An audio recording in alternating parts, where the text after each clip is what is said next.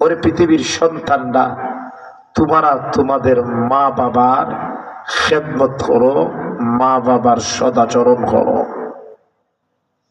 এটা লুকমান আলাইহিস সালামের উপদেশ না, এটা আল্লাহ আরেকটা হকের কথা বলেছেন।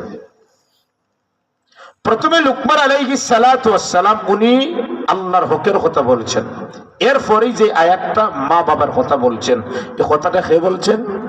আল্লাহ। অর্থাৎ আল্লাহ ওই কথাটারই মেসেজ দিতেছেন, এই কথাটা বুঝাইতেছে, সৃষ্টি করেছি আমি আল্লাহ, ইবাদত করো আমার আল্লাহর। পৃথিবীতে আসার মাধ্যম তোমার মা বাবা, খেদমত করো মা বাবা। বুঝতে পারছি? সৃষ্টি করছেন খে, ইবাদত করতাম খা, পৃথিবীতে আসার মাধ্যম খে, খেদমত করতাম খা মা বাবা। ওই আয়াতের সামঞ্জস্যটা